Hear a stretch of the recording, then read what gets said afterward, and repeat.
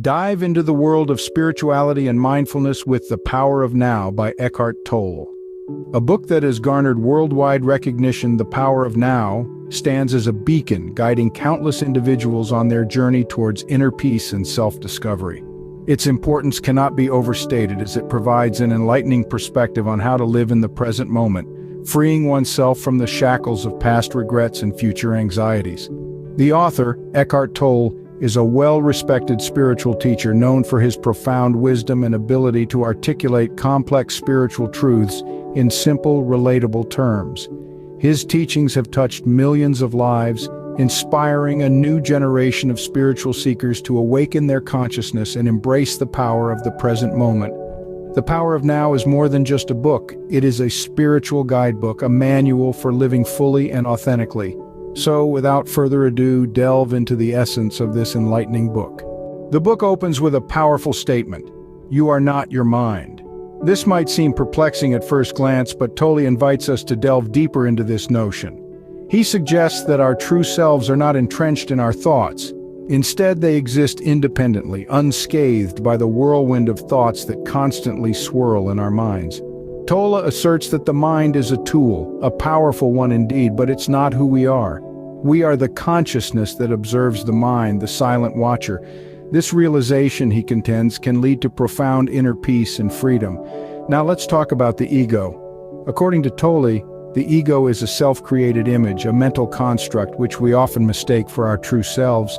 It thrives on identification with things, with achievements, with status, leading us into a perpetual state of want. It's this insatiable hunger of the ego that is the root of much of our suffering. But don't despair. Tolle assures us that by simply observing our thoughts without judgment, we step into the role of the watcher, disentangling ourselves from the ego. This act of conscious observation allows us to experience life more fully, more authentically, and with less pain. As Tolle states, the mind is a superb instrument if used rightly. Let that sink in. Chapter 2 guides us towards consciousness, the way out of pain. Now let's delve into Tolle's interpretation of pain. He doesn't view it as mere suffering, but as a vital catalyst for our spiritual awakening. It's a profound perspective, isn't it? The pain we experience, whether physical or emotional, can be the spark that ignites our journey towards heightened consciousness. Let's break this down a bit. Tolle suggests that our pain, especially the one rooted deep within our psyche, can serve as a doorway to our inner selves. It's like a lighthouse in the stormy sea of our existence, guiding us towards the safe harbor of consciousness.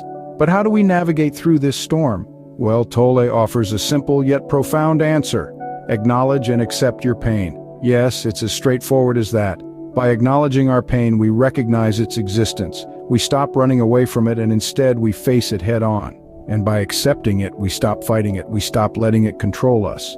Instead, we take control over it. We transform it into a tool that helps us on our journey towards consciousness. In essence, Tolle tells us that our pain doesn't have to be a source of endless suffering. It can instead be a source of awakening, a stepping stone towards a higher level of existence, a way out of the darkness and into the light. Remember, pain is inevitable, suffering is optional. Let this be our mantra as we continue our journey through the wisdom of the power of now. In the third chapter, Tolle invites us to move deeply into the now. This concept, as simple as it may sound, is a profound proposition that Eckhart Tolle introduces us to in his book, The Power of Now. It's not about disregarding our past or future, it's about embracing the present moment, the now, because that's where life truly happens. So how do we achieve this elusive state of now? Tolle suggests that the first step is to become aware of our thoughts, our feelings, and the world around us. This heightened sense of awareness is like a light that illuminates the present moment, allowing us to see it clearly and without the filters of our mind's incessant chatter. The second step Tolle proposes is acceptance. Acceptance of the present moment as it is, without wanting to change it or wishing it were different. This doesn't mean we become passive or complacent. On the contrary, acceptance allows us to act from a place of clarity and peace, rather than reacting out of fear or dissatisfaction. The third step is to take action. Not action born out of anxiety or desire, but action that arises naturally from our state of presence. This kind of action is effortless and effective, as it is aligned with the flow of life itself. Lastly, Tolle encourages us to practice. The state of now is not a destination to reach, but a journey to embark on. It requires consistent practice, moment by moment, day by day. Through these steps, Tolle assures us, we can move deeply into the now, experiencing life in its most vibrant and authentic form. This state of now is not just about being happy or enlightened, it's about living fully, authentically, and in harmony with the flow of life. In the words of Tolle, realize deeply that the present moment is all you ever have. Make the now the primary focus of your life. So let's embark on this journey together, moving deeply into the now. Chapter 4 unveils the mind's strategies for avoiding the now. This is where Eckhart Tolle shines a light on the machinations of our minds, revealing how they often resist the present moment, creating a world of unnecessary suffering. One of the most common strategies our mind uses to evade the now is through incessant thinking. This mental chatter often takes us on a journey into the past or propels us into the future, making us miss the beauty of the present. We replay past events, dwell on regrets, or fantasize about a future that's yet to come. Tolle suggests that we become aware of this thought pattern and learn to disengage from it, bringing our attention back to the present moment. Another common strategy is identification with our problems.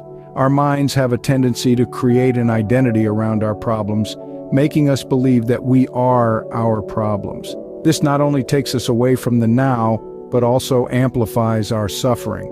Tolle advises we should recognize this pattern and understand that we are not our problems, and our true essence is rooted in the present moment. Our minds also use the strategy of waiting. We're often waiting for the next holiday, the next promotion, the next big thing that will supposedly make us happy. But in doing so, we miss out on the happiness that's available to us right here, right now. Tolle's wisdom here is to realize that happiness is not a future event. It's a state of being that we can access right now. Lastly, we often resist the now because of fear. We fear the unknown, the uncertain, and so we retreat to the familiar confines of past or future. Tolle's solution: embrace the unknown. Be present and open to the possibilities that each moment brings.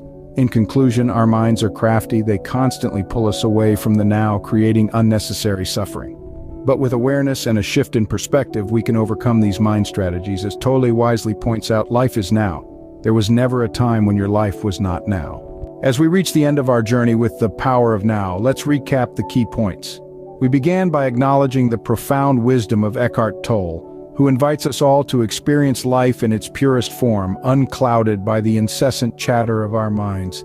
He urges us to realize that we are not our thoughts. Instead, we are the conscious beings that observe them. By separating ourselves from our thoughts, we can witness them without judgment and without being consumed by them. We discuss the concept of pain, not just as a physical sensation, but also as a mental and emotional state. Tolle suggests that consciousness is the way out of pain. By becoming aware of our feelings and accepting them as they are, we can prevent ourselves from being trapped in a cycle of suffering. We can then, through the power of presence, transform our pain into a portal for awakening to a deeper state of consciousness. We explored the concept of living in the now, a state of being where we are fully engaged with life as it unfolds moment by moment. It's about experiencing life as it is, free from the shackles of past regrets and future anxieties. We learned that by embracing the now, we can find joy, peace, and fulfillment. We also delved into the mind strategies that resist the now. The mind, in its quest to assert control, often distracts us with thoughts of the past or the future. But, as Tolle teaches us, we can overcome these strategies by anchoring ourselves in the present moment and observing our thoughts without getting entangled in them. As we conclude, it's important to remember that the essence of Tolle's teachings lies in the power of the present moment. Every moment is an opportunity to awaken to our true nature, to find peace within ourselves, and to create a better future. Eckhart Tolle leaves us with the powerful message: the power for creating a better future is contained in the present moment. You create a good future by creating a good present. Ponder over it.